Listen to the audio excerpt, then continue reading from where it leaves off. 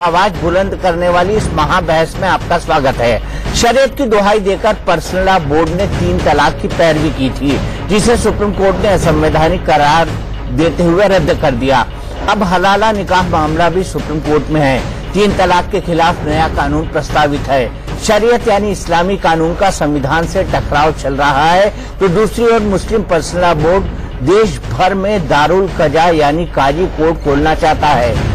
क्या संविधान की फांस अब शरिया से निकलेगी? मुस्लिमों के लिए काजी कोर्ट की वकालत क्यों? आज इसी मुद्दे पर होगी महाबहस, लेकिन पहले इस वक्त की हेडलाइंस। खास खबर के प्रस्तुत करता है गजब की खुशबू, गजब का स्वाद, MDH का सब्जी मसाला जो हमेशा रहे याद। राष्ट्रीय पान मसाला, हम सबका फेवरेट राष्ट्रीय। पतंजलि नेचुरल हनी, पेट सफा आयुर्वेदिक चोट, पेट सफा हर रोग दफा। मुल्तानी कोका कफ सिरप, ताकि बदलते मौसम के साथ आप न बदले। और चने का असली स्वाद, MDH चना मसाला।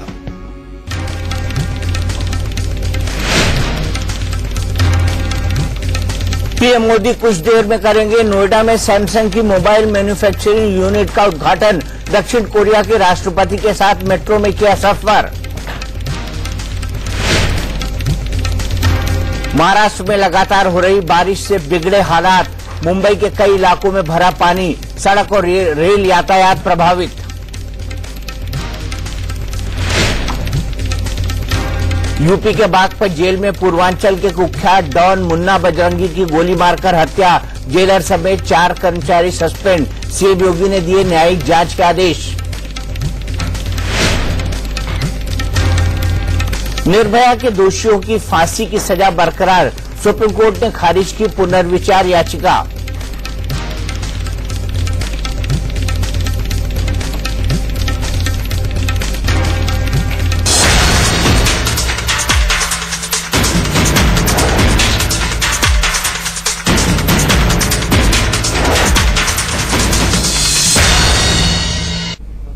पुरानी कहावत है, मियाँ बीबी राजी तो क्या करेगा काजी।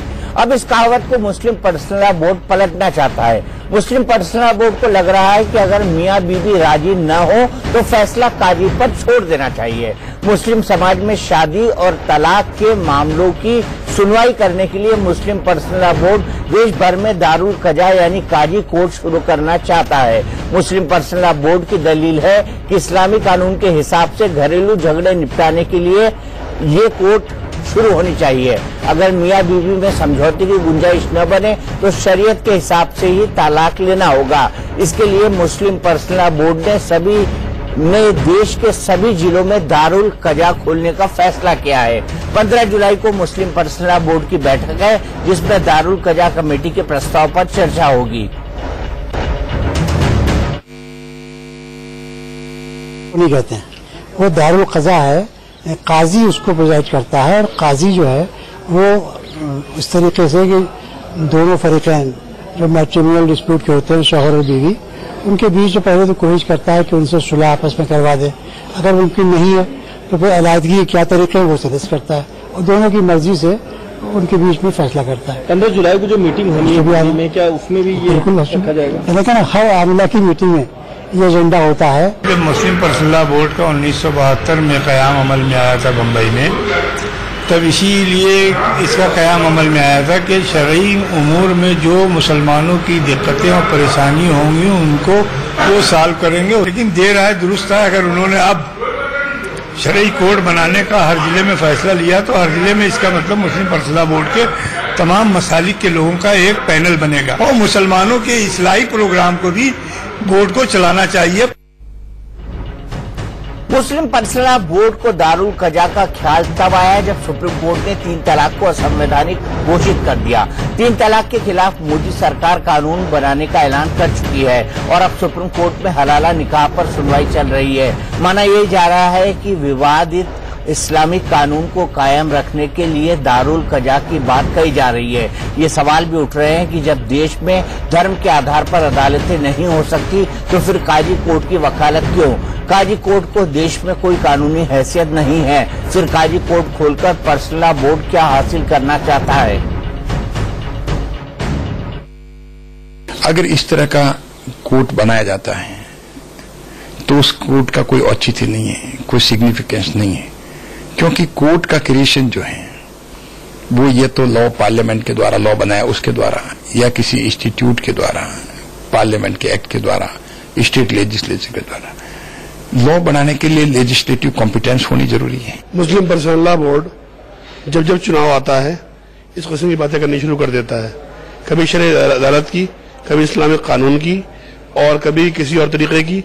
और इन्होंने पहले से तमाम देश के अंदर अदालतें बना रखी हैं, वो सारी फ्लॉप हो चुकी हैं, लोग वहां नहीं जाते हैं। अगर ये इफेक्टिव होते या लोग इन्हें कुछ समझते तो इनकी अदालतों में आते। नहीं, वो तो बात मुझे बिल्कुल समझ में नहीं आती है। इस तरह से शरीयत कोर्ट थोड़ा इस देश में बनेगी। इस देश का अपना संविधान है, इस देश में अपने कानून है, इंडियन पेनल कोड है, क्रिमिनल प्रोसीजर कोड है, अपने कानून है। कोई जो है इस तरह की बात कहनी भी नहीं चाहिए। इस तरह की बात जो है बेवजह का एक विवाद पैदा करती है।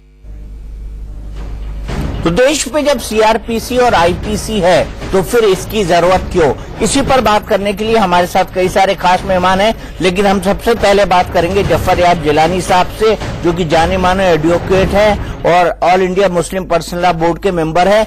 जिलानी साहब, मैं आपसे जानना चाहता हूं, आप एक आला दर्जे के वकील हैं कि नहीं? जी, आप एक आला दर्जे के वकील हैं क्या? ये तो आपके हुस्न है कि आप हमें अलग दर्जे का समझते हैं। मैं तो छोटा वकील हूँ। अगर आप काजी कोर्ट खोल देंगे तो आईआरपीसी, सीआरपीसी और आईपीसी का मतलब क्या रह जाएगा? दीपक चौरसिया साहब, शायद आपको मालूम नहीं है कि ये तमाम बातें सुप्रीम कोर्ट में बहस की जा चुकी हैं। जो आप कह रहे हैं ये भी बहस हो चुकी है और सुप्रीम कोर्ट ने विश्वलोचन मैदान के जजमेंट में 7 जुलाई 2014 को यह फैसला किया कि ये पैरेलल लीगल सिस्टम नहीं है, बल्कि ये दारुल-ए-क़ज़ा जो है ये लोगों में सस्ते तौर पर जल्दी इंसाफ दिलाने की एक एफर्ट है और ये जारी रहना चाहिए। विश्वलोचन मैदान साहब की रिट कोर्ट ने कहा है कि आपको रिलीफ नहीं मिल सकती है। वहां भी कहा गया था कि साहब ये तो एक पैरेलल जुडिशियल सिस्टम है, लेकिन सुप्रीम कोर्ट में पूरी बहस हुई और बताया गया कि नहीं, ये हम कोई फैसला नहीं देते जिसको कोई इन्फोर्स करते हो। ये जो फरीकैन आते हैं, जिस तरह आर्बिट्रेशन का लॉ है कि वो आकर अगर मजाज करते हैं काजी को कि आप इस सिलसिले में बताएं कि शरीयत का हुक्म क्या है, तो काजी उसमें शरीयत के हुक्म उनको बताता है। अगर वो दोनों एग्री करते हैं। अच्छा, शरीयत के हुक्म को अगर कानून के हुक्म ने बदल दिया तो? शरीयत के हुक्म को तो कानून के हुक्म ने बदल दिया है कई मामलों में। तो अगर शरीयत के हुक्म को कानून के हुक्म ने बदल दिया है तो आप शरीयत का कानून मानेंगे कि कानून का कानून मानेंगे? शरीयत का कानून ही अदालतें भी निफाज करती हैं। आपको मालूम होना चाहिए कि शरीयत का कानून हिंदुस्तान में पार्लियामेंट के जरिए बना हुआ कानून है, शरीयत का अलग कानून नहीं है। चलिए, मैं मानता हूँ कोर्ट ऑफ लॉ में जाएगा तो भी 3 तलाक तो अवैध हो गया ना, 3 तलाक अवैध हो गया, हलाला बहुविवाह अवैध होने वाला है। 3 तलाक एक मसला नहीं है मुसलमानों का। आप 3 तलाक ही लिए हुए आज तक। 3 तलाक अकेला कोई मसला नहीं है। डिस्प्यूट होते हैं, 99% तलाक नहीं होता है, 1% से कम में तलाक होता है। तो 99% तो आप भूले हुए हैं, 1% से कम तो आप चुपटे हुए हैं। नहीं, मुझे ये समझ नहीं आ रहा है कि जब एक कानून है, एक देश के अंदर 2 कानून कैसे चल सकते हैं? चलिए, माना मैंने आप समझने की कोशिश करिए, तो मैं भी समझाता हूं कि शरीयत का लॉ हिंदुस्तान का कानून है। इसके अगेंस्ट कोई दूसरा कानून पार्लियामेंट ने भी नहीं बनाया है। ये कानून पार्लियामेंट के जरिए बना हुआ है। 1937 में ये शरीयत एप्लीकेशन एक्ट पास हुआ फेडरल असेंबली से और वक्त एक्ट पास होता रहा है पार्लियामेंट से। ये सब शरीयत का कानून है। आप इसमें क्यों कंफ्यूज कर रहे हैं कि कोई और कानून है? मुसलमानों पर मुसलमान हैं। मुझे ये बताइए जफर याब साहब की शरीयत के नाम पर जो बेजा कानून चल रहे हैं, जैसे 3 तलाक चल रहा था, बेजा कानून बताइए, 3 तलाक को रोक दिया ना सरकार ने। कौन सा है भाई? मैं आपको बता रहा हूँ, 3 तलाक एक बेजा कानून था। 3 तलाक का कानून, 3 तलाक के कानून पर सुप्रीम कोर्ट का फैसला आ चुका है, जो सारे हिंदुस्तान पर लागू होता है। हर शख्स से पाबंद है, आप भी पाबंद हो। हलाला अंडर स्क्रूटिनी है, बहुविवाह अंडर स्क्रूटिनी है। सुप्रीम कोर्ट में अंडर स्क्रूटिनी का मतलब ये नहीं है कि जो कुरान के वर्जन है खत्म हो गए, उस पर सुप्रीम कोर्ट में बहस होगी और सुप्रीम कोर्ट फैसला करे। नहीं, तो आप ये टकराव की नौबत क्यों चाहते हैं? जफर आप साहब, जब हमको सोशल हार्मोनी के साथ रहना है तो आप ये टकराव की नौबत क्यों चाहते हैं? सुप्रीम कोर्ट का फैसला, सुप्रीम कोर्ट कह चुका है कि ये जायज है, चलते रहना चाहिए। आपको सुप्रीम कोर्ट का फैसला अगर मंजूर नहीं तो सुप्रीम कोर्ट जाइए। टकराव कोई नहीं है, आपके जहनों का टकराव है।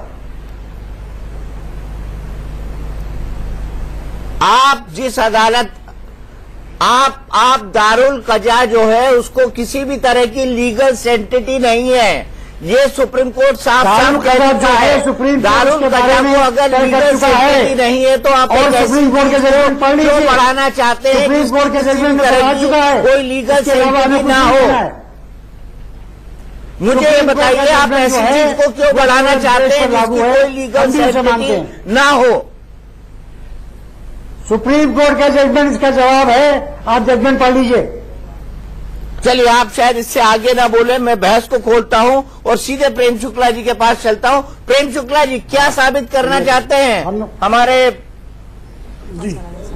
अंसार रजा साहब, हमारे नुमानी साहब? वो प्रेम शुक्ला से मुखातिब हो गए, हमारी बात खत्म हो गई। हमारी अंबर जदी जी क्या साबित करना चाहते हैं सब लोग मिलकर?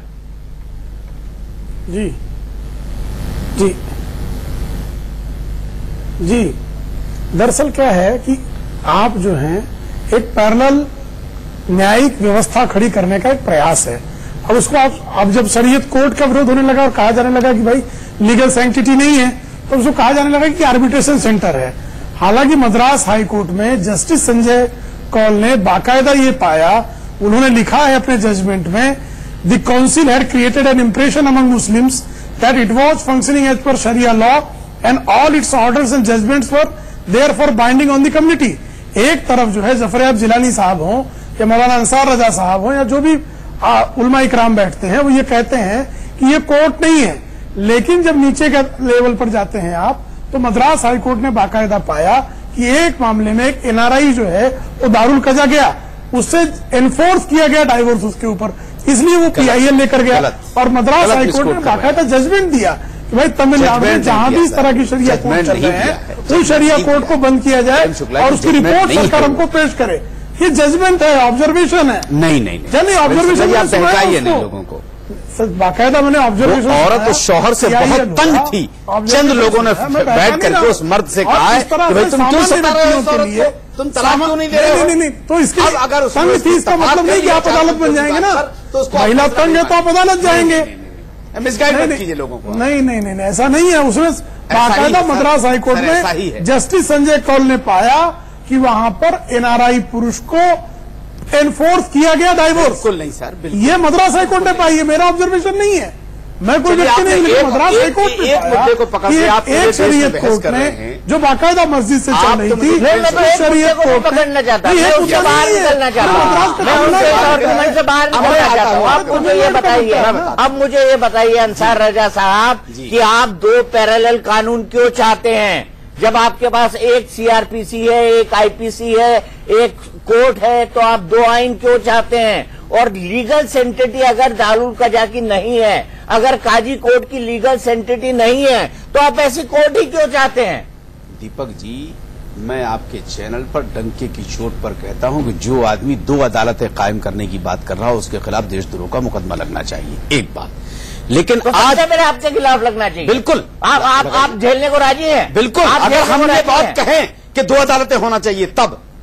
लेकिन अब तक मुस्लिम अच्छा, दारुल कजा क्या होगा? दारुल कजा क्या होगा? दारुल कजा का मतलब कोई अदालत काजी कोर्ट। आप मुझे ये बताइए, मुस्लिम पर्सनल लॉ बोर्ड का कौन सा ऐसा मेंबर है जिसने ये कहा हो कि हम दूसरी अदालत बनाने जा रहे हैं, दूसरा कोर्ट बनाने जा रहे हैं? अभी जफर जिलानी साहब जिनके बयान पर ये सारा बावेला खड़ा हुआ है। अच्छा, मतलब आप ये चाहते हैं कि अनट्रेंड काजी जो है वो कोर्ट का काम करे और तो कोर्ट का नाम नहीं लिया जा सकता? अनट्रेंड हो ही नहीं सकता। एक आदमी जो हमारे यहाँ उलमाए किराम के दफ्तर खुले हुए हैं, आज भी मस्जिदों में जब मुसीबत का मारा जाता है तो वहां लोग इत्तफाक करते हैं उनकी बात पर और उसको अदालत का फैसला नहीं कहते। एक हवा बनाई जा रही है, मुसलमानों के खिलाफ एक जहर उगला जा रहा है, ये दो लोगों की वजह से और कुछ नहीं है। बहस इस बात पर नहीं हो रही है कि गिरिराज सिंह कातिलों से जाकर के जेल में मिल रहे हैं, उस पर बहस नहीं हो रही कि जैन सिंह कहां जाकर के मिल। बहस इस बात पर हो रही है, बहस इस बात पर हो रही है कि आप दो कानून क्यों चाहते हैं? मैं तो मना कर रहा हूँ, बात हो रही है, कोई नहीं चाह रहा दो कानून। इसीलिए सबसे पहले आप पर देशद्रोह का मुकदमा लगाना चाहिए, आपके ऊपर सबसे पहले देशद्रोह का मुकदमा लगाना चाहिए,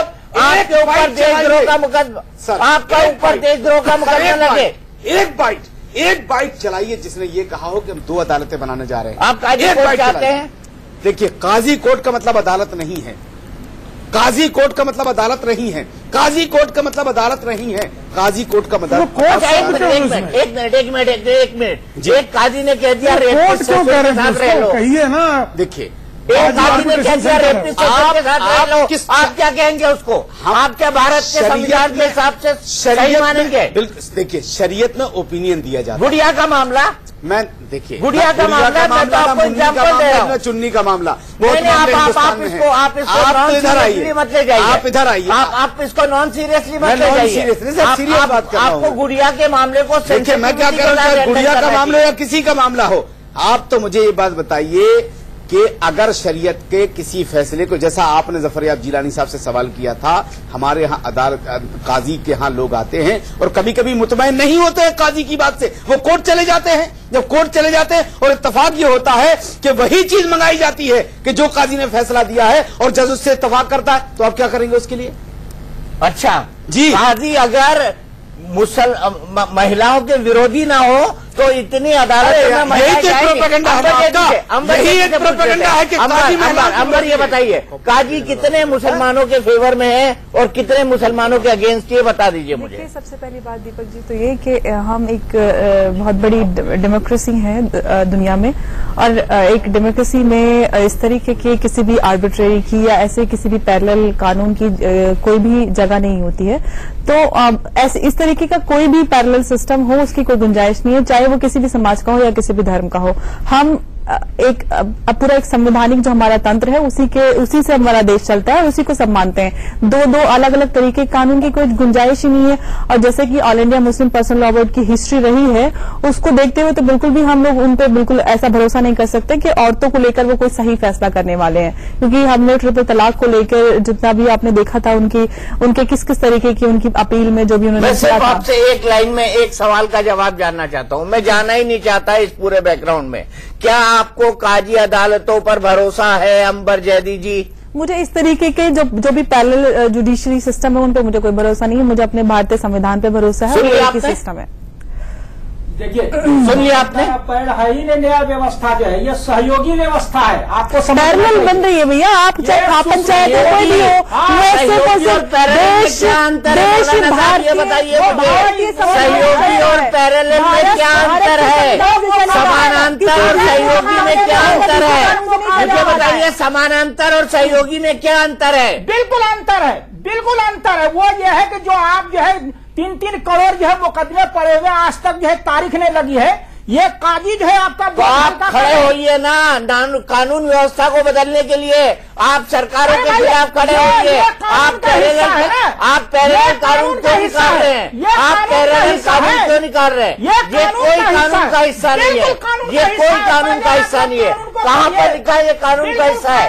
मौलाना साहब, कहाँ पर लिखा है ये कानून का हिस्सा है?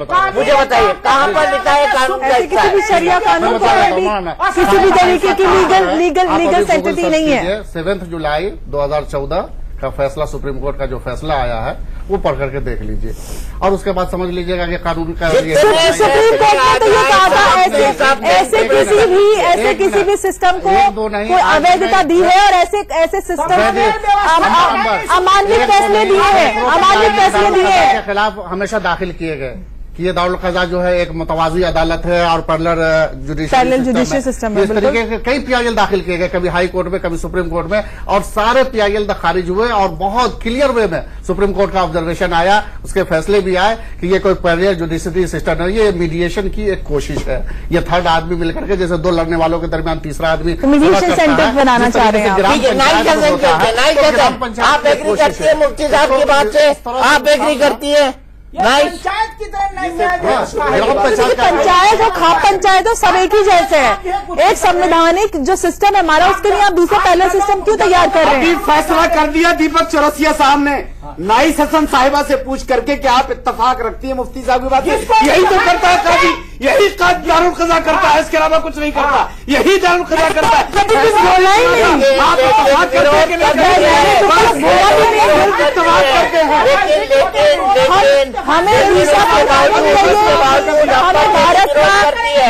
भारत का संविधान से चलेगा भारत।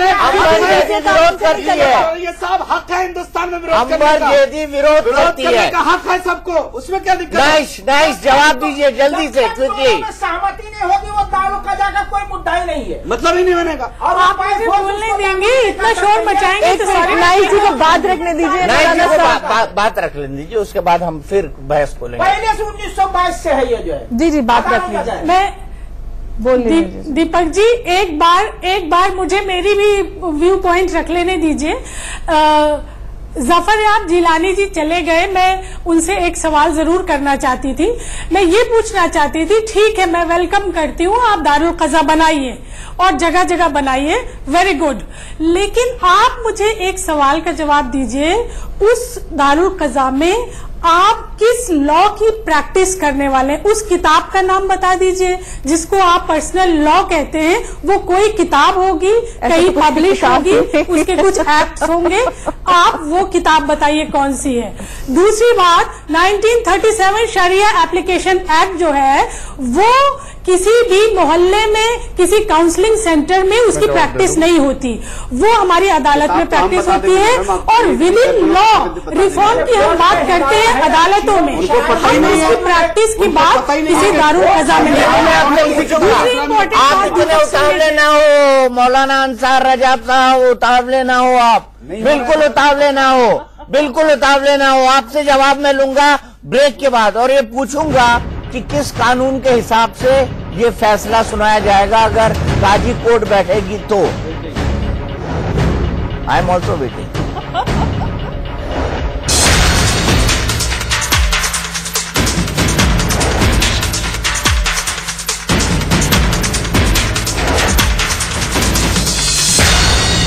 पतंजलि पावरवीटा, इसमें है शंख पुष्पी, विटामिन D2 और B12 के भरपूर गुण। Patanjali herbal power. दारुल कज़ा क्या होगा? दारुल कज़ा का मतलब कोई अदालत, काजी कोर्ट क्या होगा? काजी कोर्ट नहीं। देखिए अगर लफ्ज़ कोर्ट का इस्तेमाल किया है पर्सनल लॉ बोर्ड ने तो ये गलत किया है। लेकिन मैं एक बात कह दूं कि आप मुझे ये बताइए मुस्लिम पर्सनल लॉ बोर्ड का कौन सा ऐसा मेंबर है जिसने ये कहा हो कि हम दूसरी अदालत बनाने जा रहे हैं, दूसरा कोर्ट बनाने जा रहे हैं? अभी जफर याब जिलानी साहब जिनके बयान पर ये सारा बावेला खड़ा हुआ है। अच्छा, मतलब आप ये चाहते हैं कि अनट्रेंड काजी जो है वो कोर्ट का काम करे और तो कोर्ट का नाम नहीं दिया जा सकता। अनट्रेंड हो ही नहीं सकता। एक आदमी जो हमारे यहाँ उलमाए किराम के दफ्तर खुले हुए हैं, आज भी मस्जिदों में जब मुसीबत का मारा जाता है तो वहां लोग इत्तेफाक करते हैं उनकी बात पर और उसको अदालत का फैसला नहीं कहते। एक हवा बनाई जा रही है, मुसलमानों के खिलाफ एक जहर उगला जा रहा है, ये दो लोगों की वजह से और कुछ नहीं है। बहस इस बात पर नहीं हो रही है कि गिरिराज सिंह कातिलों से जाकर के जेल में मिल रहे हैं, उस पर बहस नहीं हो रही कि जैन सिन्हा कहां जाकर के मिल। बहस इस बात पर हो रही है, बहस इस बात पर हो रही है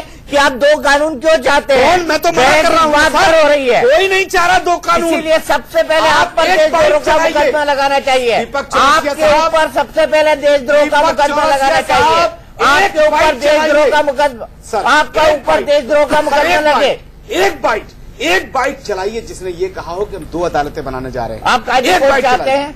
देखिए, काजी कोर्ट का मतलब अदालत नहीं है, काजी कोर्ट का मतलब अदालत नहीं है, काजी कोर्ट का मतलब अदालत नहीं है, काजी कोर्ट का मतलब कोर्ट। एक मिनट, एक काजी ने कह दिया रेपिस्ट के साथ रह लो, कहिए ना। देखिए, एक काजी ने कह दिया रेपिस्ट के साथ रह लो, आप क्या कहेंगे उसको? आप क्या भारत के संविधान के हिसाब से सही मानेंगे? बिल्कुल। देखिए, शरीयत में ओपिनियन दिया जाता है। गुड़िया का मामला, मैं देखिए गुड़िया का मामला, मैं तो आपको एग्जाम्पल दे रहा हूँ, चुन्नी का मामला। आप इसको नॉन सीरियसली मत ले जाइए, आप इधर आइए, आप इसको नॉन सीरियसली मत ले जाइए, सीरियस बात कर रहा हूँ। आपको गुड़िया के मामले को मैं क्या कह रहा हूँ, गुड़िया का मामला या किसी का मामला हो, आप तो मुझे ये बात बताइए कि अगर शरीयत के किसी फैसले को, जैसा आपने जफरयाब जिलानी साहब से सवाल किया था, हमारे यहाँ अदालत काजी के यहाँ लोग आते हैं और कभी कभी मुतमईन नहीं होते हैं काजी की बात से, वो कोर्ट चले जाते हैं। जब कोर्ट चले जाते हैं और इत्तफाक ये होता है कि वही चीज मंगाई जाती है कि जो काजी ने फैसला दिया है और जज उससे इत्तफाक करता है, तो आप क्या करेंगे उसके लिए? अच्छा जी, काजी अगर महिलाओं के विरोधी ना हो तो इतनी अदालत में यही एक प्रोपेगेंडा है कि अंबर ये बताइए काजी कितने मुसलमानों के फेवर में है और कितने मुसलमानों के अगेंस्ट, ये बता दीजिए मुझे। सबसे पहली बात दीपक जी तो ये कि हम एक बहुत बड़ी डेमोक्रेसी है दुनिया में, और एक डेमोक्रेसी में इस तरीके के किसी भी आर्बिट्रेरी की या ऐसे किसी भी पैरेलल कानून की कोई भी जगह नहीं होती है। तो ऐसे इस तरीके का कोई भी पैरेलल सिस्टम हो उसकी कोई गुंजाइश नहीं है, चाहे वो किसी भी समाज का हो या किसी भी धर्म का हो। हम पूरा एक संवैधानिक जो हमारा तंत्र है उसी से हमारा देश चलता है और उसी को सब मानते हैं। दो अलग अलग तरीके कानून की कोई गुंजाइश ही नहीं है। और जैसे कि all India Muslim personal law board की हिस्ट्री रही है, उसको देखते हुए तो बिल्कुल भी हम लोग उन पर बिल्कुल ऐसा भरोसा नहीं कर सकते कि औरतों को लेकर वो कोई सही फैसला करने वाले हैं, क्योंकि हमने ट्रिपल तलाक को लेकर जितना भी आपने देखा था उनके किस किस तरीके की उनकी अपील में जो भी उन्होंने किया था। आपसे एक लाइन में एक सवाल का जवाब जानना चाहता हूं, मैं जाना ही नहीं चाहता इस पूरे बैकग्राउंड में। क्या आपको काजी अदालतों पर भरोसा है अंबर जैदी जी? मुझे इस तरीके के जो भी पैरेलल जुडिशरी सिस्टम है उन पर मुझे कोई भरोसा नहीं है। मुझे अपने भारतीय संविधान पे भरोसा है, वो एक ही सिस्टम है। देखिए सुनिए आपने है ही नहीं, न्याय व्यवस्था जो है ये सहयोगी व्यवस्था है। आपको पैरेलल बन रही है भैया, आप चाहे खाप पंचायत कोई भी हो, सहयोगी और पैरेलल में क्या अंतर है? ये बताइए मुझे, सहयोगी और पैरेलल में क्या अंतर है? समानांतर और सहयोगी में क्या अंतर है? मुझे बताइए, समानांतर और सहयोगी में क्या अंतर है? बिल्कुल अंतर है, बिल्कुल अंतर है। वो ये है कि जो आप जो है 3-3 करोड़ जो है मुकदमे पड़े हुए आज तक जो है तारीख नहीं लगी है, ये काजी जो है आपका तो आप खड़े होइए ना कानून व्यवस्था को बदलने के लिए, आप सरकारों के खिलाफ खड़े होइए। आप पैरेलल कानून क्यों निकाल रहे हैं? आप पैरेलल कानून क्यों निकाल रहे हैं? ये कोई कानून का हिस्सा नहीं है, ये कोई कानून का हिस्सा नहीं है। कहाँ पर लिखा है ये कानून का हिस्सा है? मौलाना साहब कहाँ पर लिखा है ये कानून का हिस्सा है? मुझे बताइए कहाँ पर लिखा है कानून का हिस्सा है? किसी भी शरिया कानून को किसी भी तरीके की लीगल सेंटिटी नहीं है। 7 जुलाई 2014 का फैसला, सुप्रीम कोर्ट का जो फैसला आया है वो पढ़ करके देख लीजिए और उसके बाद समझ लीजिएगा कि कानून का सुप्रीम कोर्ट ने तो ये कहा था ऐसे किसी भी सिस्टम को कोई अवैधता दी है और ऐसे सिस्टम अमान्य फैसले दिए हैं, अमान्य फैसले दिए हैं के खिलाफ हमेशा दाखिल किए गए कि ये दारुल क़ज़ा जो है एक मुतवाज़ी अदालत है और पैरेलल जुडिशरी सिस्टम है। इस तरीके के कई पीआईएल दाखिल किए गए, कभी हाई कोर्ट में कभी सुप्रीम कोर्ट में, और सारे पीआईएल खारिज हुए और बहुत क्लियर वे में सुप्रीम कोर्ट का ऑब्जर्वेशन आया, उसके फैसले भी आए कि ये कोई पैरेलल जुडिशरी सिस्टम है, ये मीडिएशन की एक कोशिश है। ये थर्ड आदमी मिलकर के, जैसे 2 लड़ने वालों के दरमियान तीसरा आदमी मीडिएशन सेंटर बनाना चाह रहे हैं। आप एग्री करती है मुफ्ती साहब की बात से? आप एग्री करती है? पंचायत की तरह पंचायत और खाप पंचायत तो सब एक ही जैसे है। एक संवैधानिक जो सिस्टम है हमारा, उसके लिए आप दूसरा पहला सिस्टम क्यों तैयार कर रहे हैं? फैसला कर दिया दीपक चौरसिया साहब ने नाइस हसन साहिबा से पूछ करके कि आप इत्तफाक रखती है मुफ्ती साहब की बात? यही तो करता है काजी, यही दारुल क़ज़ा करता है, इसके अलावा कुछ नहीं करता, यही दारुल क़ज़ा करता है।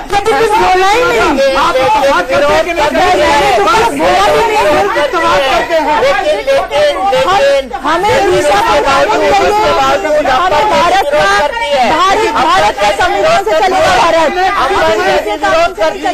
ये सब हक है हिंदुस्तान में अंबर जैदी विरोध करती है, हक है सबको, उसमें क्या दिक्कत? नाइस जवाब दीजिए जल्दी से, क्योंकि सहमति नहीं होगी वो दारुल क़ज़ा का कोई मुद्दा ही नहीं है, मतलब ही नहीं बनेगा। और आप बोलने देंगे, इतना शोर मचाएंगे तो नाइस जी को बात रखने दीजिए, बात रख लेने दीजिए, उसके बाद हम फिर बहस खोलेंगे। पहले से 1922 से है ये जो है। जी बात रख लीजिए। मैं दीपक जी एक बार मुझे मेरी भी व्यू पॉइंट रख लेने दीजिए। जफरयाब जिलानी जी चले गए, मैं उनसे एक सवाल जरूर करना चाहती थी।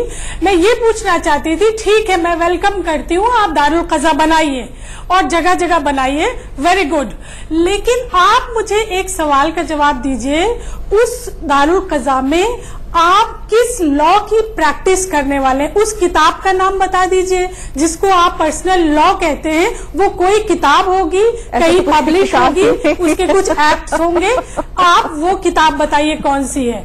दूसरी बात, 1937 शरिया एप्लीकेशन एक्ट जो है वो किसी भी मोहल्ले में, किसी काउंसलिंग सेंटर में उसकी प्रैक्टिस नहीं होती, वो हमारी अदालत में प्रैक्टिस होती है। और विद इन लॉ रिफॉर्म की हम बात करते हैं अदालतों में, हम उसकी प्रैक्टिस की बात किसी दारुल क़ज़ा में नहीं। आप इतने उतावले ना हो मौलाना अंसार रजा साहब, उतावले ना हो आप, बिल्कुल उतावले ना हो, बिल्कुल उतावले ना हो। आपसे जवाब मैं लूंगा ब्रेक के बाद, और ये पूछूंगा कि किस कानून के हिसाब से ये फैसला सुनाया जाएगा अगर काजी कोर्ट बैठेगी तो। I am also waiting.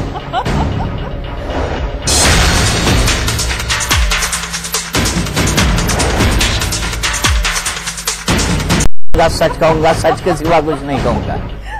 आप अपने दिल पे हाथ रखिए आज। मैं दिल पे हाथ रखता हूँ, दिमाग पे हाथ रखता हूँ। नहीं, दिल पे हाथ रखिए, दिमाग टेबल पे हाथ रखता हूँ। नहीं, मेरे टेबल पे मत रखिए, आप दिल पे हाथ रखिए और ये कहिए, नहीं, दिल पे हाथ रख के बोलिए, ऐसे मत। देखिए प्रेम शुक्ला साहब भी हंस रहे हैं। प्रेम शुक्ला जी देखिए दिल पे हाथ नहीं रख रहे हैं, क्या देखिए, ये दिल पे हाथ नहीं रख रहे हैं क्योंकि मुझे लग रहा है दिल में चोर है। बिल्कुल सही पकड़े दीपक जी, प्रेम शुक्ला साहब की मजबूरी है, प्रेम शुक्ला साहब की मजबूरी है कि सुब्रमण्यम स्वामी ने बाइट दे दी। अब सुब्रमण्यम स्वामी से तो बीजेपी परेशान है, ये खुद परेशान है, तो ये उसको लेकर कहाँ चले गए फिर? समोसा वही चाय की जगह समोसा में आप चले गए। एक बात बताइए, आप दिल पे हाथ रख के कहिए, मैं जो कहूँगा सच कहूँगा, मैं जो कहूँगा सच कहूँगा, और मुसलमान होने की हैसियत से कहता हूँ कि मुसलमान जो बोलता है वो सच ही बोलता है। अच्छा, और इंसान क्या बोलता है? देखिए, मुसलमान ही तो इंसान भी तो। और हिंदू क्या होता है? और हिंदू क्या होता है? नहीं, वो अपनी नहीं, तो आप ही ने अपनी बात, आप किस तरीके की बात कर रहे हैं? मैं नहीं जाता आर्ग्यूमेंट में, मुझे पता है आप ये शपथ नहीं लेना चाहते हैं, मुझे पता है। आप बोले कि हिंदुस्तानी होने के नाते और हिंदुस्तानी में सच बोलता है। शपथ नहीं लेना चाहते। आप मुझे बताइए कि क्या मुसलमान समुदाय में सबसे ज्यादा पिछड़ापन है? इसमें कोई शक नहीं। बिल्कुल है। क्या मुसलमान समुदाय में सबसे ज्यादा अंधभक्ति है? बिल्कुल है, बिल्कुल है, ये सबसे बड़ा सच है। सबसे बड़ी अंधभक्ति है, अंधभक्ति है, अकीदा आप जैसे मौलानाओं में है जो गलत राह पे चलाते हैं। जैसे कि आप देख लें ट्रिपल तलाक के लिए आपने क्या किया? आप लोग पैरवी करके आ रहे थे, आप लोग पैरवी करके आ रहे थे। किसने? मुझे ये बताइए कि आपके यहाँ पर कानून बनाने की यही बात, हमही ने तो बात की है कानून बनाने की। हमारे कहने पे प्रेम शुक्ला जी अदालत गए, हमारे कहने पे प्रेम शुक्ला जी अदालत गए, अदालत गई है, हमारे कहने पे प्रेम शुक्ला जी अदालत गए। क्या बात कर रहे हैं? जो आप दिल पे हाथ रख के कह चुके होते अभी तक, आप दिल पे हाथ रख के आपने बताइए, आप सारे जोक कर रहे हैं आप सारा कि बरेलवी का फतवा लगा जाता है किस मामले में? किसी भी मामले में। हाँ, अलग अलग फॉरम स्कूल से, अलग अलग फॉरम स्कूल से। शरई मामले में दोनों का ये, शरई मामले में, फिक़ह के मामले में दोनों एक ही हैं। अलग अलग फॉरम स्कूल से उसमें फिक़ह अलग अलग हो जाते हैं ना सारे, तो आप उसके बाद उसको लेके बताएं। उठा कैसे, जरा सा ये बता दीजिए। लोग कहते हैं कि नागपुर से सारे मीडिया हाउस का ऑर्डर आया, लेकिन आप तो नागपुर के ऑर्डर पर चलते थे। जरा सा आप बता दीजिए ये इशू आज उठा कैसे? देखिए, 15 तारीख को आपकी मुस्लिम पर्सनल मीटिंग है, बिल्कुल है, और उसकी खबर आज छपी कि all India Muslim personal law board इस तरह के केस को कोर्ट को लगाने की कोशिश कर रहा है, और उसी के आधार पर ये खबर एक बिल्कुल झूठ खबर है। ये खबर ही बेबुनियाद है, इसके कोई पर्सनल खबर ही बेबुनियाद। जफर जिलानी ने बाहर उन्होंने खंडन भी नहीं किया इस बात का, उन्होंने इस बात का खंडन भी नहीं किया, उन्होंने खंडन नहीं किया इस बात का। जफर जिलानी 15 मिनट पहले मेरे साथ बैठे हुए थे, जफर जिलानी 15 मिनट मेरे साथ बैठे हुए थे, और उन्होंने कहीं एक जगह भी नहीं कहा कि मेरी ये बात गलत है, मैं इस तरह का कोई कोर्ट कोई अदालत लागू ही नहीं करना चाहता हूँ। क्यों गलत कहेंगे? ये नहीं आग लगा दी आपने, आग लगा दी आपने, आग नहीं लगाई, आग लगा दी आपने।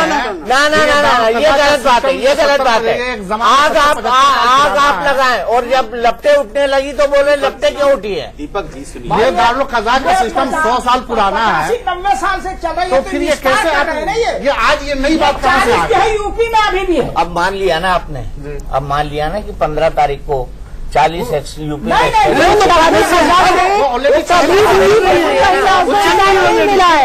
दारुल क़ज़ा से मुस्लिम महिलाओं को कभी भी इंसाफ नहीं मिला है। जितनी भी ट्रिपल तलाक की उनकी हमेशा यही शिकायत थी कि दारुल क़ज़ा ने हमारा फैसला नहीं किया, उन्होंने कोई फैसला नहीं किया। उन दारुल क़ज़ा से किसी को कोई इंसाफ नहीं मिला। मुझे सिर्फ एक चीज पता है, मुझे सिर्फ एक चीज पता है कि जफर याब जिलानी मेरे चैनल पर 10 मिनट बैठे थे और उन्होंने कहीं भी इस बात को क्लेरिफाई करना उचित नहीं समझा कि ये चैनल पूरी तरह से बेबुनियाद खबर चला रहा है, इस पर बहस का कोई औचित्य नहीं बन रहा। उन्होंने इस बात का खंडन ही नहीं किया, उन्होंने बोला ही नहीं कि आप झूठी खबर चला रहे हैं। लेकिन ये नहीं, खबर भी सही है, चिद भी मेरी, पद भी मेरी, सिक्का मेरे बात का, खबर सही है। खबर का मतलब वो होता है ना जो आज कोई नई चीज पैदा हो गई हो। जब ये कह रहे हैं कि इसमें नया, खुद जफर साहब ने भी कहा ये बात अपने बाइट में कि इसमें नया क्या है भाई, ये 100 साल तो एक सिस्टम चला आ रहा है। आप 15 तारीख को जो मीटिंग होगी, 15 तारीख को मीटिंग में भी इस सिलसिले में कोई नया रेजोल्यूशन नहीं आने जा रहा है।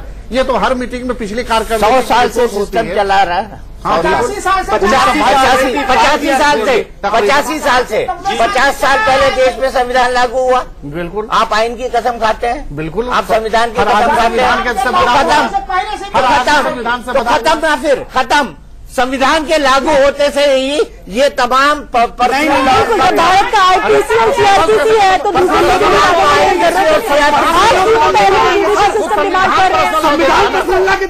संविधान ने कहा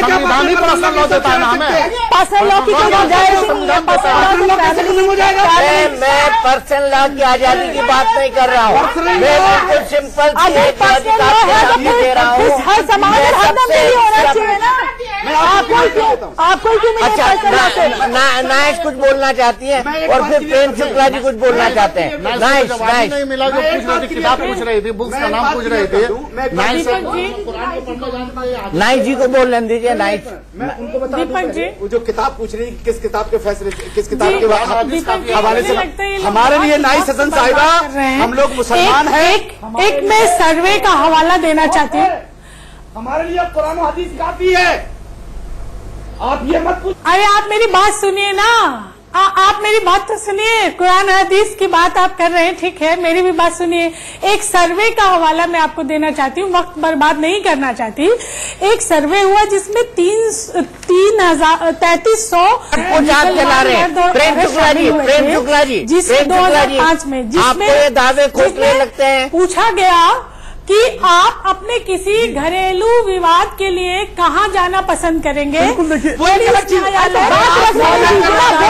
महिला संगठन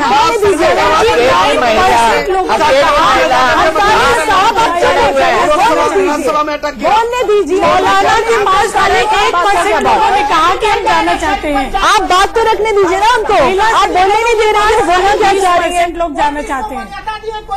मौलाना साहब, भाई उनको बात तो रखने दीजिए ना, बात सुनिए तो सही। बात तो रखिए। जी सुनाइए। मौलाना साहब जरा शांत हो जाइए। आप बात सुनिए। महिलाओं को बोलने का अधिकार तो दीजिए। उस पे लोगों से पूछा गया कि आप अपने किसी विवाद के लिए कहाँ जाना पसंद करेंगे? 79% लोगों ने कहा हम पुलिस और न्यायालय के पास जाना पसंद करेंगे।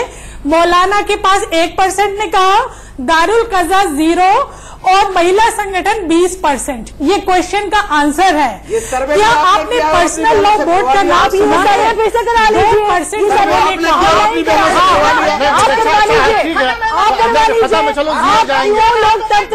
आप एक पैरेलल जुडिशियल सिस्टम चला रहे हैं। आप लोग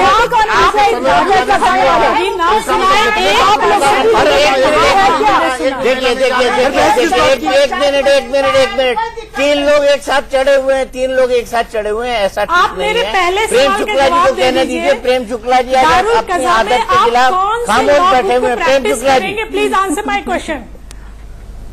ये आपका क्वेश्चन है या आरएसएस से मिला हुआ क्वेश्चन है? जी देखिए, एक बहुत देखिए मेरा सवाल है, क्योंकि उनको सवाल का जवाब नहीं देना है। मूल मुद्दा ये है कि आप जब कहते हैं कि हम शरीयत कोर्ट चलाएंगे, आप कह रहे हैं हम शरीयत कोर्ट चलाएंगे, साहब शरीयत कोर्ट कहां से आ गया? कौन कह रहा है शरीयत कोर्ट चलाएंगे? आपका शरीयत का कोडिफिकेशन कराएंगे, तो सारे फिका है सबका कोडिफिकेशन कराएंगे। जब तक शरीयत का कोडिफिकेशन नहीं होता, जब तक एक कोई कानून नहीं बनता है, यही कोड जो है सब जगह चलेगा, तब तक उसका मतलब क्या रहेगा? जैसे इंडियन पीनल कोड है या सीआरपीसी है, तो पूरे देश में एक तरह से लागू है। शरीयत में इतने कोडिफिकेशन कराएंगे, कोडिफिकेशन किससे कराएंगे, कैसे कराएंगे, कब कराएंगे? मुझे शरीयत के कोडिफिकेशन में कब खड़ा हो? बताइए किसने कहा कोडिफिकेशन कब कराएंगे? आज तक शरीयत का कोडिफिकेशन क्यों नहीं हुआ? शरीयत का कोडिफिकेशन कोडिफाई कराइए ना। जैसे हमारे यहाँ हिंदू कोड बिल है, तो हमने कोडिफिकेशन कराया हिंदू में। आप बताइए ना, शरीयत का कोडिफिकेशन सुप्रीम कोर्ट ज्यादा कानून जानता है या सुप्रीम कोर्ट में असल कानून का मुहाफिज है या आप है? सुप्रीम कोर्ट का फैसला नहीं, सुप्रीम कोर्ट जानता है और आप झूठ बोल के आए हो, वो भी जानता है। क्या है सुप्रीम कोर्ट बहुत अच्छी तरह जानता है, इसलिए वो कहता है कि आपके जो सुप्रीम कोर्ट ने क्या कोई लीगल सेंसिटिविटी नहीं है। सुप्रीम कोर्ट बहुत अच्छी तरह से आपके इरादे जानता है। मद्रास हाईकोर्ट कह रहा है कि शरीयत कोर्ट कंगारू कोर्ट की तरह है, तो आप कंगारू कोर्ट खोलना चाहते हैं। शरीयत कोर्ट जो है महिलाओं का शोषण कर रहा है, ये सुप्रीम कोर्ट का, ये सुप्रीम कोर्ट।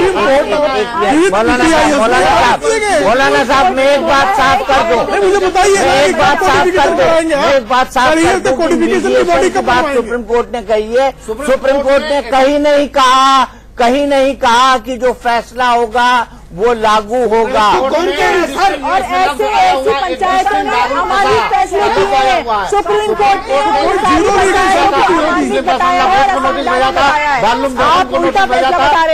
ने जवाब में काफी बहस हुई, कई साल तक बहस चली है और एग्जिस्टिंग दारुल क़ज़ा को जस्टिफाई किया है। एग्जिस्टिंग दारुल क़ज़ा मेरा कुछ बोलने का मन नहीं कर रहा है, मेरा कुछ बोलने का मन नहीं कर रहा है, क्योंकि मौलाना साहब अंसार रजा साहब इतने बड़े इस्लाम के जानकार, इशू से सारे लोग इधर उधर भटके हुए हैं, कोई हंस रहा है, कोई सारे लोग जो है, सारे लोग जो जिस हिसाब से इस इशू को डिफेंड कर रहे हैं, उससे वाकई लगता है कि जो इन्होंने दिल की कसम नहीं खाई थी ना, क्यों नहीं खाई थी यह साबित हो चुका है। क्योंकि ये मामला सही खाई थी, नहीं कसम खाने से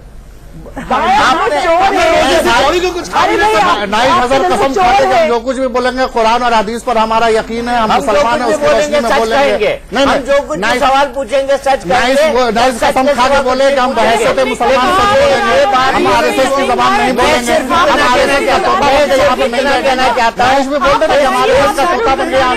इस डिबेट के कंक्लूजन में मैं सिर्फ इतना कहना चाहता हूँ, मैं सिर्फ इतना नहीं, आप किसी को भी बोले, आप बड़े मौलाना बने फिर रहे हैं, आपको इस्लाम इजाजत देता है ना इस तरीके के इल्जाम लगाए? नहीं, आपको इस्लाम इजाजत देता है ना इस तरीके के इल्जाम लगाए किसी पे, इस तरीके के बेबुनियादी इल्जाम लगाने के? आप इस्लाम को बदनाम कर रहे हैं, अपनी बात करो, बात नहीं करें, जिससे बात हो रहा है आप बड़े मौलाना बन रहे हैं ना, आप झूठ बोल रहे हैं, देखिए आप भारतीय महिला आंदोलन से है, महिला आंदोलन आरएसएस की विंग है, कोई किसी की विंग नहीं है। आप जान रही हो, आप बैठे ना, आप कौन प्रवक्ता? चलिए एक मिनट